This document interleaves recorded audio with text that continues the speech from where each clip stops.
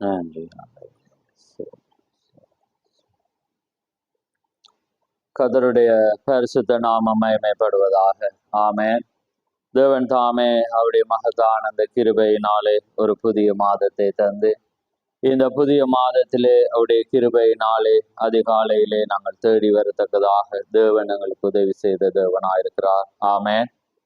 அவருடைய மகத்துவமான அந்த கிருபைகள் கடந்த 5 மாதங்களையும் தேவன் கண்மணி போல எங்களை பாதுகாத்து அதிசயமான கரத்தினாலே அதிசயமான தேவன் எங்களை நடத்தி வந்த தேவன். ஆம், அது மாத்திரமில்ல, கடந்த மாதத்திலே தேவன் எங்களோடு கூட இருந்து அதிசயமாக அவருடைய மகத்தான காரியங்களை நாங்கள் செய்ய எங்களை ஒரு கருவியாக பயன்படுத்தி தேவன் தாமே தம்முடைய ஒவ்வொரு பிள்ளைகளையும் அவர் பயன்படுத்தின தேவனாயிருக்கிறார். ஆமேன். அதனாலே அவருடைய மகத்துவமான அந்த கடந்த மாதத்திலே செய்த நன்மைகளுக்காகவும் இந்த புதிய மாதத்தை அவர் தாம் எங்களுக்கு கொடுத்த அந்த கிருபைக்காகவும் நாங்கள் ஒரு விசை நாங்கள் தேவனிடத்திலே நாங்கள் செபிக்க போகிறோம். அதுக்கு முன்பாக நீங்கள் ஒவ்வொருவரும் உங்களை தாழ்த்தி கர்த்தருக்குள்ளாக நீங்கள் இருக்கிற ஒவ்வொரு இடத்திலும் தேவ சிந்தையோடு நீங்கள் காத்திருங்கள். உங்களுக்காகவும் தேவனுடைய அந்த வார்த்தைக்காகவும் நான் செபிக்க போகிறேன். மகா பரிசுத்தமுள்ள பிதாவே, இந்த மகத்துவமான ஆண்டவரே, இந்த காலை நேரத்துக்காக கோடான கோடி ஸ்தோத்திரம். ஆம் கர்த்தாவே, அதிசயமான தேவன், வருஷத்தை நன்மையால் முடிசூட்டுவேன் என்று சொன்ன தேவன். ஆம் கர்த்தாவே, ஒவ்வொரு ஆண்டவரே மாதத்திலும் உம்முடைய நன்மையினால் எங்களை திருப்தியாக்கி அன்றைக்கு எந்த வண்ணமாக இஸ்ரவேல் ஜனங்களை நீர் வழி நடத்தி தாங்கி பாதுகாத்து போஷித்து நீர் நடத்தி வந்தீரோ, அதே தேவன் நேற்றும் இன்றும் மாறாதவராயிருந்து ஆண்டவரை இந்த ஆண்டவரை கன பொழுதிலும் நீர் எங்களை வழி நடத்தி தாங்கி வரும்படைய கிருபைக்காக உமக்கு ஸ்தோத்திரம். ஒவ்வொரு பரிசுத்தவான்களையும் உம்முடைய ஒவ்வொரு ஜனங்களையும் உம்முடைய கரத்திலே ஒப்பு கொடுக்கிறோம். இந்த மகத்தான இந்த காலை வேளை உம்முடைய கரத்தில் ஒப்பு கொடுக்கிறோம். ஆம் கர்த்தாவே, அன்றைக்கு இஸ்ரவேல் ஜனங்கள் எந்த வண்ணமாக உம்முடைய வாக்கு தத்தத்தை பிடித்து கொண்டு கடந்து போனார்களோ, அதே போல இந்த மாதத்துக்கென உம்முடைய வார்த்தையை நாங்கள் தியானித்து கடந்து போகும்போது இந்த மாதம் முழுவதும் உம்முடைய வார்த்தை எங்களை தாங்கும் என்பதை நாங்கள் அறிந்திருக்கிறோம். அதனால் இந்த வேளை ஆசீர்வதியும், இணைந்திருக்கிற ஒவ்வொரு பிள்ளைகளையும் ஆசீர்வதியும், இனிமேல் செய்தியை கேட்கப்படுற ஒவ்வொரு பிள்ளைகளையும் ஆசீர்வதியும், ஒவ்வொரு மனிதனுக்கான தேவைகளையும் ஒவ்வொரு மனிதனுக்கான போராட்டங்களையும் ஒவ்வொரு மனிதனுக்கான ஆண்டவரே தேவைகளையும் நீர் அறிந்த தேவன். ஆம் கர்த்தாவே, நிச்சயமாக அவருடைய விசுவாசங்கள் உடைய வார்த்தையை பிடிக்கும் போது நிச்சயமாய் நீர் கொடுக்க போற அந்த தயவுக்காக உமக்கு ஸ்தோத்திரம். அன்றைக்கு எந்த வண்ணமாக ஒரு சமாரியா ஸ்திரீக்காக கடந்து போய் பேசின அதே தேவன் இன்றைக்கும் கர்த்தாவே உம்முடைய பிள்ளைகளுக்காக நீர் பேசுகிற தெய்வமாயிருக்கிறபடினால் ஆடியானை கருவியாக பயன்படுத்தி ஆண்டவரே உம்முடைய பொன்னான ஒவ்வொரு வார்த்தைகளும் ஆண்டவரே அடியானின் உதடுகளுக்குடாக வந்து ஆண்டவரே அது ஜனங்களுடைய இருதயத்திலே பதியவும் அந்த வார்த்தை ஆண்டவர்களுடைய மத்தியிலே கிரிய செய்யும் நீ கொடுக்க போற தயவுக்காக உமக்கு ஸ்தோத்திரம். இந்த வேளை ஆசீர்வதியும், ஒவ்வொருவரையும் ஆசீர்வதியும். யாவையும் உம்முடைய கரத்திலே தாழ்த்தி ஆண்டவரும் இரட்சகரும் ஆகிய இயேசு கிறிஸ்துவின் நாமத்தில் கேட்கிறோம். ஆமே ஆமே. நாங்கள் என்ற வண்ணமாகவே வாக்கு தத்தத்துக்காக நாங்கள் ஒரு வசனத்தை நாங்கள் எடுப்போம்.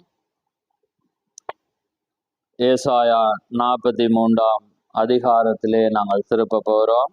ஏசாயா 43 அதிகாரம், அதிலே நான் வாசிக்கிறேன் ஒரு சில வசனங்களை. 13 வசனத்திலிருந்து நான் வாசிக்கிறேன், பாருங்கள். நாள் உண்டாகிறதற்கு முன்னும் நானே இருக்கிறேன். ஆமேன். என் கைக்கு தப்பிவிக்கத்தக்கவன் இல்லை. நான் செய்கிறதை தடுப்பவன் யார்? நான் உங்களுக்காக அரண்களை எல்லாம் இடிந்து விழவும் கல்தேர் படவுகளில் இருந்து அலறவும் செய்யத்தக்கவர்களை பாபிலோனுக்கு அனுப்பினேன் என்றும் உங்கள் மீட்பரும் இஸ்ரவேலின் பரிசுத்தருமாகிய கர்த்தர் சொல்லுகிறார். நானே உங்கள் பரிகாரியான கர்த்தரும் இஸ்ரவேலின் சிருஷ்டிகரும் உங்கள் ராஜாவுமானவர். ஆமேன். சமுத்திரத்திலே வழியையும் வலிய தண்ணீர்களிலே பாதையும் உண்டாக்கி இரதங்களையும் குதிரைகளையும் இராணுவங்களையும் பராக்கிரமசாலிகளையும் புறப்பட பண்ணி அவைகள் எழுந்திராதபடிக்கு ஒருமித்து விழுந்து கிடக்கவும் ஒரு திரி அணைகிறது போல அவைகள் அணைந்து போகவும் பண்ணுகிற கர்த்தர் சொல்லுகிறதாவது, முந்தினவைகளை நினைக்க வேண்டாம், பூர்வமானவைகளை சிந்திக்க வேண்டாம். இதோ நான் புதிய காரியத்தை செய்கிறேன், இப்பொழுதே அது தோன்றும், நீங்கள் அதை அறியீர்களா? நான் வனாந்திரத்திலே வழியையும் அவாந்திர வழியிலே ஆறுகளையும் உண்டாக்குவேன். நான் தெரிந்து கொண்ட என் ஜனத்தின் தாகத்துக்கு வனாந்திரத்தில் தண்ணீர்களையும் அவாந்திர வழியிலே ஆறுகளையும் உண்டாக்குவதினால் காட்டு மிருகங்களும் வலு சர்ப்பங்களும் கோட்டான் குஞ்சுகளும் என்னை கனம் பண்ணும். இந்த ஜனத்தை எனக்கென்று ஏற்படுத்தினேன், இவர்கள் என் துதியை சொல்லி வருவார்கள். ஆமேன். கர்த்தருடைய மகத்தான நாமம் மகிமைப்படுவதாக. யாவரும் அமர்ந்திருங்கள். ஆமேன். கர்த்தர் தாம் இந்த வார்த்தைகளை ஆசீர்வதிப்பாராக. ஆமேன். நிச்சயமாக அவருடைய வார்த்தை ஒன்று மனவாட்டிக்கு அரண் என்பதை நாங்கள் அறிந்திருக்கிறோம். தேவன் இந்த புதிய ஏற்பாட்டிலே தமக்கென்று ஒரு ஜனத்தை அவர் தெரிந்து கொள்ளும் போது அவர் வார்த்தையினாலே தெரிந்து கொள்ளப்பட்ட ஜனத்தையே அவர் அலங்கரித்த தேவனாயிருக்கிறார். அதனால்தான் நீங்கள் தீர்க்கதரிசியுடைய காரியத்தில் பிரைட் மணவாட்டியினுடைய படத்தை பார்த்தீங்கன்னா ஒவ்வொன்றிலையும் அந்த வார்த்தை எழுதியிருக்கு. ஏனென்றால் அவள் வார்த்தையின் சிருஷ்டிப்பாயிருக்கிறாள். ஆமேன். அவள் உலக தோட்டத்துக்கு முன்பாகவே அவருடைய சிந்தையில் இருந்தால் அது தேவனுடைய வார்த்தை. அந்த தேவனுடைய வார்த்தை அவளுக்குள்ளாக இருந்தபடினாலே அவள் ஒவ்வொரு வார்த்தையும் அவள் விசுவாசிப்பாள் என்பதை தேவன் அறிந்திருக்கிறார். ஆமேன். அப்படிப்பட்டதான ஒரு மகத்தான தேவன் எங்களோடு இருக்கிறார். அதனாலே வேதம் சொன்ன வண்ணமாக நாங்கள் யாருக்கும் அஞ்சவோ யாருக்கும் பயப்படவோ எந்த சூழலை குறித்து நாங்கள் சிந்திக்கவோ கூடாதபடி இவைகள் எல்லாவற்றையும் திஷ்டாங்கமாக கர்த்தர் எங்களுக்கு எழுதி வைத்திருக்கிறார். ஆமேன். அவர் புதிதாக ஒன்றை செய்ய போகிறதில்லை. அவர் முதலாவதாக முன்னமே எங்களுக்காக அவர் யாவையும் அவர் செய்து முடித்த தேவனாயிருக்கிறார். அவைகளெல்லாம் அவர் செய்தது மாத்திரமல்ல, அப்படிப்பட்ட சம்பவங்கள் பரிசுத்தவான்களுடைய வாழ்க்கையில் ஆதி பிதாக்களுடைய வாழ்க்கையில் எழுதப்பட்டு நடந்ததை திஷ்டாங்கமாக எங்களுக்கு அவர் வைத்த தேவன். ஆமேன். அதனால எந்த வழி தடையோ எந்த காரியங்களின் தடையோ எங்களுக்கு ஒரு பொருட்டல்ல. எல்லாமே வேதத்திலே கர்த்தர் எழுதின தேவனாயிருக்கிறார். அதை நாங்கள் காணாததை கண்டு விசுவாசிக்கிற ஜனம் பாக்கியம் உள்ளதென்று போல தேவன் இந்த கடைசி நாட்களிலே தம்முடைய ஜனம் தம்முடைய மனவாட்டி தேவனுடைய வார்த்தையை விசுவாசிப்பாள் என்பதை அவர் அறிந்து அதற்காக தேவன் ஒரு சிறு கூட்டத்தை அவர் தெரிந்து கொண்ட தேவன். அதனாலே இந்த ஜனத்தை எனக்கென்று ஏற்படுத்தினேன், இவர்களின் துதியை சொல்லி வருவார்கள். எந்த ஜனம்? தனக்கென்று அவர் ஏற்படுத்தின இந்த கடைசி நாட்களிலே. ஆமேன். நானே கர்த்தர், என்னை அல்லாமல் இரட்சகர் இல்லை. ஆமேன். நானே கர்த்தர், என்னை அல்லாமல் இரட்சகர் இல்லை என்று 11ஆம் வசனத்தில் அவர் சொல்லி அந்த இஸ்ரவேல் ஜனங்களை எந்த வண்ணமாக அவர் வழிநடத்தி வந்தாரோ அந்த காரியத்தை மீண்டுமாக தம்முடைய ஜனத்துக்கு அவர் நிறைவேற்றார். நானே கர்த்தர், என்னை அல்லாமல் இரட்சகர் இல்லை. அதனால்தான் அவர் சொல்ற, நாள் உண்டாகிறதுக்கு முன்னே நானே இருக்கிறேன். பாருங்க, நாள் உண்ட ஒரு துவக்கம் இல்லாததுக்கு முன்னே இருக்கிறேன். கைக்கு தப்பிவிக்கத்தக்கவன் யார்? பாருங்க, அவருடைய கையில இருக்கிற எங்களை தப்பிவிக்கத்தக்கதவன். ஆமே. தேவன் பாருங்க தம்முடைய ஜனத்துக்கு எந்த வண்ணமான ஒரு ரட்சிப்பு. அவர் தம்முடைய ஜனத்தை அவர் நேசித்து பாதுகாப்பாரானால் எந்த காரியத்தையும் எந்த மனிதனாலும் செய்ய முடியாது. தம்முடைய சித்தத்தை எங்கள் மூலம் அவர் செய்கிற தேவனாயிருக்கிறார். ஆமேன். அதனால்தான் தேவன் அங்கே தாவீது அங்கே பாடும்போது பாருங்க, மனிதனை நீ நினைக்கிறதற்கும் அவனை பாருங்க, மனுஷனை நீ நினைக்கிறதற்கும் மனுஷகுமாரனை நீ விசாரிக்கிறதற்கும் அவன் எம்மாத்திரம் என்று என்கிறேன். 5ஆம் வசனத்தை பாருங்க, நீர் அவனை தேவதூதரிலும் சற்று சிறியவனாக்கினீர். பாருங்க, தேவதூரிலும் சற்று அவர் என்ன செய்கிறேன்? சிறியவனாக்கினீர். அடுத்த வசனத்தை பாருங்க, மகிமையினாலும் கனத்தினாலும் அவனை முடிசூட்டின். தேவதூதரிலும் அங்கே சற்று அவரை சிறிதாக்குறேன். ஏன்னா தேவதூதருக்குள்ள இருக்கிற அந்த என்ன சொல்ற தன்மைகள் எங்களுக்குள்ள இல்லை. அவர்கள் நினைத்தா பறக்கலாம், எதையுமே அவர்கள் கடந்து போய் செய்யலாம். அது இந்த சரீரத்தில் எங்களுக்கு இயலாது. அதனால அவர்களை விட சற்று சிறிதாக்கின. ஆனா பாருங்க, மகிமையினாலும் கனத்தினாலும் முடிசூட்டின. பாருங்க, இந்த பூமியில தன்னுடைய ஜனத்தை மகிமையினால் மாத்திரமில்ல கனத்தினால், பாருங்க தேவன் பாருங்க கொடுத்த அந்த மகிமையை பாருங்க. அதனால்தான் நாங்க வேதம் சொல்றது, மகிமைப்படுத்தினேன் இன்னும் நான் மகிமைப்படுத்துவேன். ஏனென்றால் தம்முடைய ஜனம் தம்முடைய வார்த்தைக்காக நிற்கும் போது அவர் என்ன செய்வார், தன்னை அங்கே கனம் பண்ற ஜனங்களை அவர் மகிமைப்படுத்துற தேவனாய்.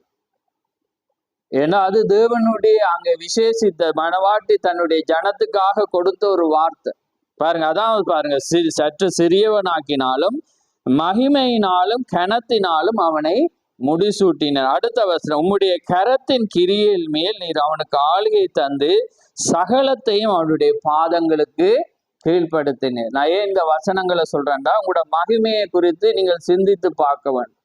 ஏன்னா தம்முடைய அங்கே ஒரு காரியம், ஒரு மனிதனுக்கு ஒரு கணம் மகிமை வந்துட்டா அன்றைக்கு ஜனங்களுடைய வாயிலிருந்து வர்ற வசனம் அது மனிதனுக்கு நாம கொடுக்க கூடாது, அது நம்ம கடவுளுக்கு கொடுக்கணும்னு சொல்லுவாங்க. ஏன்னாண்டா அது அவங்களை அறியாமலே, அவங்க வார்த்தையை அறியாததினாலே அவங்களுக்குள்ளாக இருந்து அந்த பிசாசு என்ன செய்யறான், அந்த வார்த்தையை கொடுக்கிறான். ஆனா மனிதனை தேவன் படைக்கும் போது அவனுக்கு மகிமையும் கனத்தையும் வச்சுதான் அவர் படைத்தார். புரியுதா உங்களுக்கு? அதான் தேவன் சொல்றார், மகிமை தேவ தூதரிலும் சற்று சிறியவன் ஆகிறான், ஆனா மகிமையினாலும் கனத்தினாலும் அவனை முடிசூட்டின். ஏன்னா தேவன் தன்னுடைய ஜனம் தனக்காக நிற்கும் போது மற்ற ஜனங்களால அந்த மனிதர்கள் மகிமை அடைய தேவன் அவங்கள அப்படிதான் படைச்சிருக்கு. அதை யாராலும் மாற்ற முடியாது, அதை யாராலும் தடுக்க முடியாது.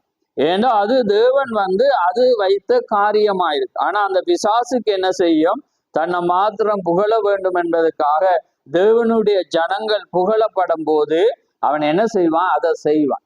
பாருங்க, நல்ல ஜனங்கள் தான் அந்த வார்த்தைகளை சொல்லுவான். ஆனா தேவன் வைத்த காரியம் அதுவாயிருக்கிறது. ஏன்னா ஜனத்தை புகழும். ஏன்னா தேவனுடைய காரியங்களிலே அந்த காரியங்கள் செய்யப்படும் போது தேவன் ஒரு மனவாட்டிக்கு அந்த விசேஷம். அதே போல உங்களுக்கும் எனக்கும் தேவன் அந்த மகத்தான அந்த காரியத்தை வைத்திருக்கிற. உங்களை புரிய வேண்டும். ஏனென்றால் வேதம் சொல்லுது, போதிக்கிறவன் ஒருவன் இல்லாவிட்டால் ஜனங்கள் எப்படி கேள்விப்படுவார்? என தவறான ஒரு வார்த்தையை சிந்தித்து கொண்டிருக்கிறார், தவறாக புரிந்து வைத்திருக்கிறார். ஆனா ஒரு மனவாட்டிய தேவன் மகிமையினாலும் கனத்தினாலும் முடிசூட்டி இருக்கிறார் என்பதை அவங்க ஏன்னா அவங்க தம்முடைய அந்த தலையாகி அந்த கிறிஸ்துவ அவங்களுக்குள்ள தரிச்சிருக்கிறாங்க. அந்த ஜனம் மகிமைப்படும் போது அவங்கள்ல இருந்து கர்த்தர் மகிமைப்படுவார். ஆமேன். இதுதான், அதான் நானும் பிதாவும் ஒன்றாயிருந்தது போல நீங்களும் நானும் ஒன்றாயிருக்கும்படியாக வேண்டிக் கொள்ளுங்க. அப்ப அந்த பிதா குமாரனிலே மகிமைப்பட்ட, அதனால்தான் இயேசு கிறிஸ்துடைய புகழ் உலகமெங்கும் கீர்த்தி போனது. அப்ப என் பிதா தானே மகிமைப்பட்டிருக்கும்? இல்ல, அந்த பிதா இயேசு கிறிஸ்துக்குள்ள இருந்தால் அந்த பிதாவும் குமாரனும் ஒன்றாயினார்கள், ஒரே தேவன் அங்கே வெளிப்பட்டார். அதே போலதான் அங்கே மணவாளனாகிய கிறிஸ்துவும் மணவாட்டியாகிய அந்த பெண்ணும் இணையும் போது அங்க மகிமைப்படுகிறது மணவாட்டி தான். ஏன்னா தேவன் பூமியில இல்லை, ஆனா அதுக்குள்ள இருக்க தலை யாரு? தேவனாயிருக்கிறார். அதனாலதான் மகிமை மணவாட்டியிலிருந்து தேவன் வெளிப்படுகிறார். அதே போல பாருங்க, அதான் அவர் சொல்ற, நானே கர்த்தர், பரிகாரி இல்லை, நான் உங்களுக்காக நான் யாவையும் செய்தேன் என்று இந்த அதிகாரத்தில் அவர் சொல்ல காரியம் என்னென்றா தம்முடைய ஜனத்துக்காக. அப்ப இந்த நாட்களிலே நானும் நீங்களும் அதை நினைத்து பார்க்க வேண்டும், தேவன் எங்களுக்கு செய்த காரியம். அதே போல இந்த மாதத்தில ஒவ்வொரு மனிதனும் அதற்காக நாங்கள் படைக்கப்பட்டிருக்கிறோம். ஏனென்றால் எங்கள் ஒவ்வொருவருக்கும் போராட்டம் உண்டு. பல வழிகளிலே நாங்கள் போராடிதான் ஆக வேண்டும். ஏனென்றால் அது தேவன் வைத்த இந்த பூமியிலே போராட்டம். ஏன்னா இந்த பூமி எங்களுக்குரியதல்ல, எங்களுக்கு சொந்தமானதல்ல. நாங்க வரப்போறத நாங்க நாடுகிறோம், அதனால எங்களுக்கு போராட்டம். ஏன்னா பிசாசு தான் இந்த பூமியை ஆளுகிறது. அதனால அவன் எங்களுக்கு கொடுக்காதபடி பல வழிகளை அவன் தடை செய்வான். ஆனா தேவன் எப்படி தன்னுடைய ஜனத்தை நடத்த வேண்டுமோ அவர் அதிசயமாக நடத்துற தேவன். அதனால முந்தினவைகளை நினைக்க தேவையில்லை, பூர்வமானவைகளை சிந்திக்க வேலையில அவர் புதிய காரியத்தை செய்கிற தேவன். நாங்க என்ன செய்ய வேண்டும்? நாங்கள் அமர்ந்திருந்து தேவனை பெற்றி கொள்ளும் போது அவர் யாவையும் அவர் செய்கிற தேவன். பாருங்க 16ஆம் வசனத்தை, இது ஒரு வாக்குத்தத்த ஆராதனை ஆயிருக்கபடினால பொருளின் மேல் எனக்கு பேச முடியாது. Zoom 40 நிமிஷத்துல கட் பண்ணப்படும். அதனால நான் அதுக்குள்ளாக கடந்து போகணும். அதனால உங்களை ஊக்குவிக்க நான் ஒரு சிறிய வார்த்தையை நான் வாசிக்கிறேன் பாருங்க. கவனம் 16ஆம் வசனம், அதாவது ஏசாயா 43:16, சமுத்திரத்திலே வழியையும் வலிய தண்ணீர் மேல் பாதைகளும் உண்டாக்கி. பாருங்க, சமுத்திரத்துல வழி, ஏன்னா தேவனுடைய வழிகள் வித்தியாசமானது. அவர் பாதையினாலதான் நடத்தி கொண்டு போகணும் என்று இல்லை, சமுத்திரத்துல கூட ஒரு வழியை உண்டாக்குறது. அவாந்திர வழியிலும் பாதையில இல்லாத இடத்துல கண்மனை அவாந்திர வழியில தேவன் தண்ணீரை கொடுக்கிற தேவன். அதனால 16ஆம் வசனம், சமுத்திரத்துல வழியையும் 15ஆம் வசனம், நானே கர்த்தர் உங்கள் பரிசுத்தராகிய கர்த்தரும் இஸ்ரவேலின் சிருஷ்டிகரும் உங்கள் ராஜாவுமானவர்.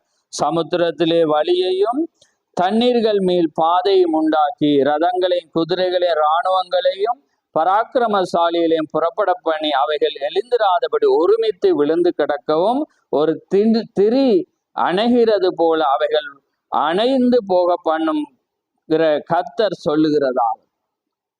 அப்ப பாருங்க வழி எப்படி, அதான் தேவனுடைய ஜனங்கள். பாருங்க, செங்கடல்ல நடத்தி பாதையே இல்லை. ஆனா தேவண்ட வழி எங்க இருந்துச்சுன்னா சமுத்திரத்துக்கு அடியில், மேலாலயம் இல்லை, அங்க சுற்றியும் இல்ல, சமுத்திரத்துல அடி, நிலத்தடியால போச்சு. ஏன்னா தண்ணீர் உங்களுக்கு தெரியும், நிலத்தடியில இருந்து எவ்வளவு உயரத்துக்கு அது இருக்கும். ஆனா வழிய தேடினா இல்ல, வழி மூடி இருந்துச்சு. ஆனா தேவனுடைய வழி இது மோசைக்கு தெரியாது, மோசையுடைய ஜனத்துக்கு தெரியாது. ஆனா தேவனுக்கு தெரியும், அதுதான் வழியாகும். பாருங்க, அதை வெட்டாந்திரையை போல அவர் என்ன செய்யறார், அவர் அகற்றி மதில்களை போல நிப்பாட்டி அந்த சமுத்திரத்தின் அடியில ஆழத்துல அவர் என்ன செய்யறார், அங்கே வழியை உண்டாக்கினது.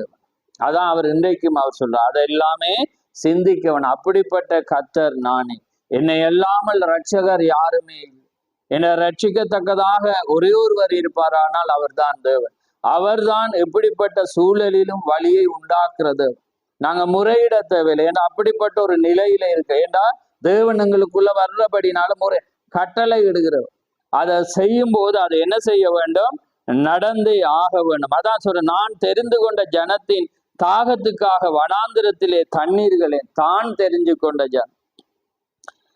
ஜனத்து தாகத்துக்காக வனாந்திரத்திலே தண்ணீர்களையும் அவாந்திர வழியில் ஆறுகளையும் உண்டாக்குவதினாலே காட்டு மிருகளும் இந்த ஜனத்தை எனக்கென்று ஏற்படுத்தினேன். ஆமேன். பாருங்க, தனக்காக ஏற்படுத்தின வேண்டினால தேவன் என்ன செய்யறான், அந்த வழிகள். அப்ப அதே போல நானும் நீங்களும் இந்த புதிய மாதத்துல வர்ற எல்லா சவால், ஏண்டா தீகர் சொல்றார், எல்லா 200 கோடி அந்த ஆவிகளும் என்ன செய்யப்பட்டிருக்கிறதா, அது எல்லாமே மணவாட்டி பக்கம் திரும்பி இருக்கிறது.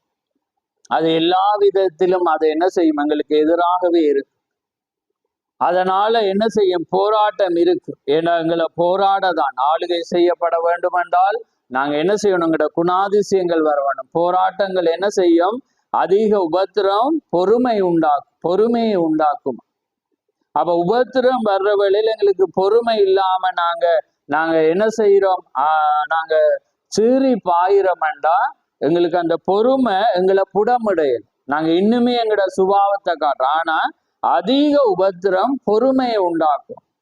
அப்ப எங்களோட வாழ்க்கையில வார ஒவ்வொரு போராட்டங்கள் எதிரி மூலம், அங்கே பல வழிகள் மூலம், பல காரியங்கள் மூலம் என்ன செய்யப்படும், போராட்டங்கள் வரக்குள்ள எங்களுக்கு பொறுமை வரும். என்ன பொறுமை, தேவனுடைய வார்த்தையை வைத்து, கர்த்தாவே அவர்களை மன்னியும், கர்த்தாவே இந்த காரியத்தை நீரே பாரும், என்னிடத்துல எந்த குற்றமும் இல்லை. நாங்க என்ன செய்வோம், நாங்கள் ஆராய்ஞ்சி அவங்களுக்காக நாங்க ஜெபிக்கும் போது, அல்லது எந்த காரியத்துக்காக, அல்லது எங்களுக்கு தேவைவர் அதுல வழியே இல்லை, தப்ப ஒரு வழியே இல்லை. அதான் வேதம் சொல்லுது, சமுத்திரத்துல வழியை பாருங்க. அடுத்தது வழியையும் வலிய தண்ணீர்களிலே பாதையும் உண்டாக்கி.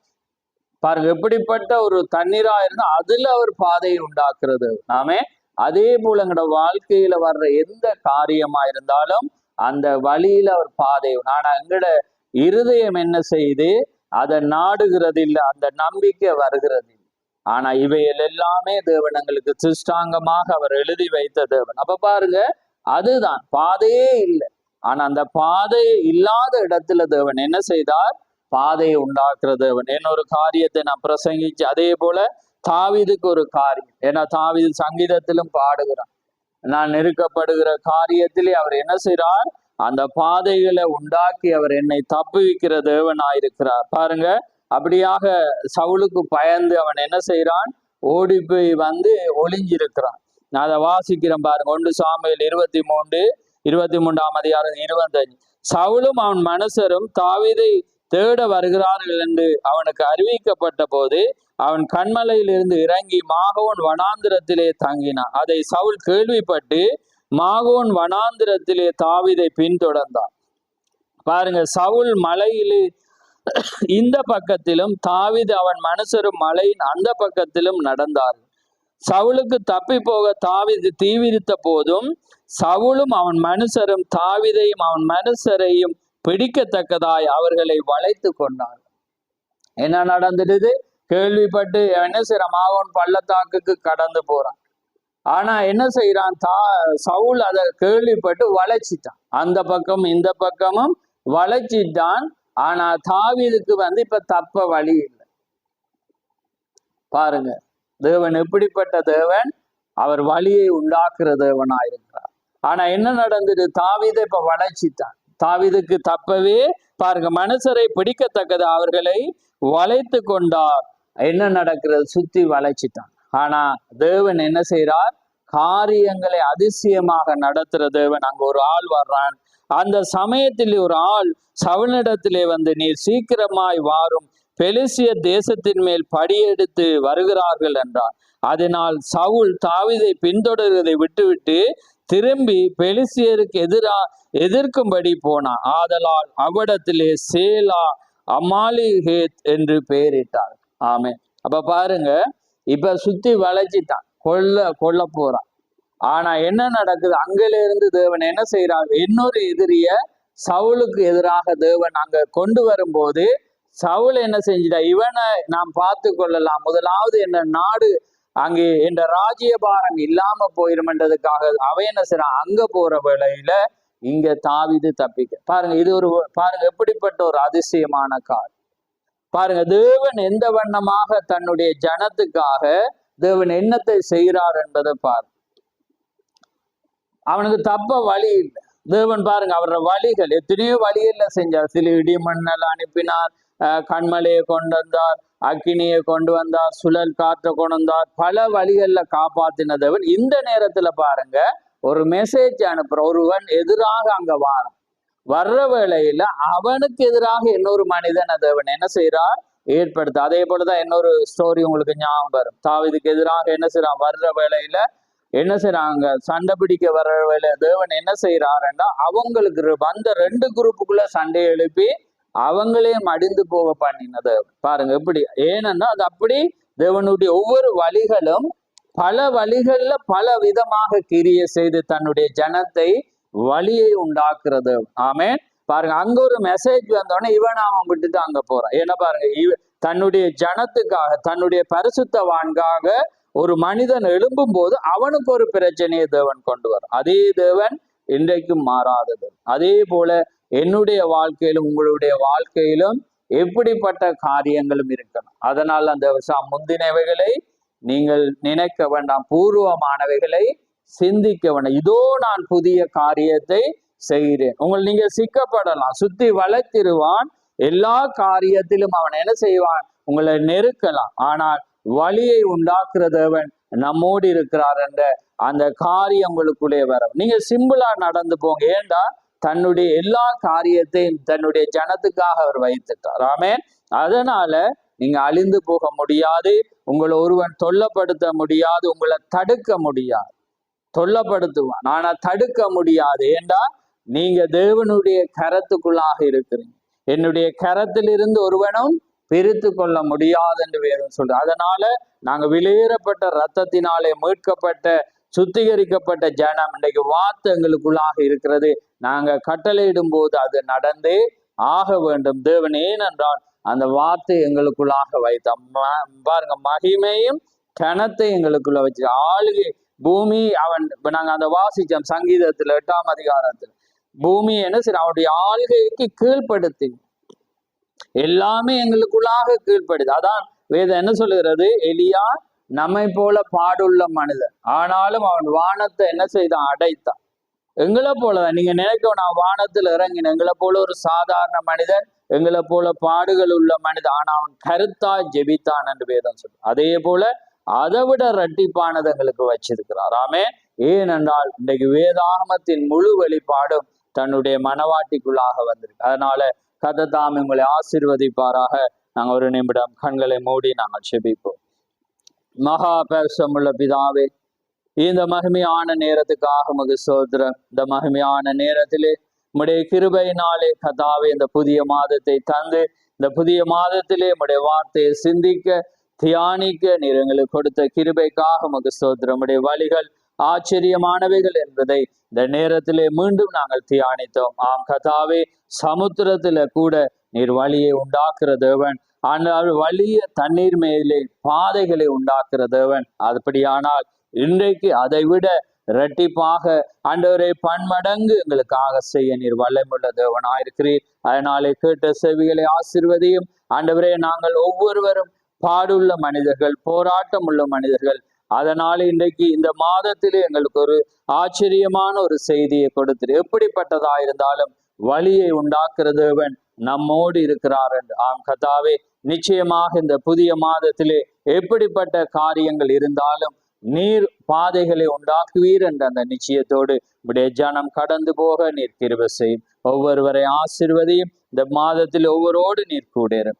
யாவை உம்முடைய கரத்திலே தாழ்த்தி ஆண்டவரும் இரட்சகருமாகிய இயேசு கிறிஸ்துவின் நாமத்தில் கேட்கிறோம்.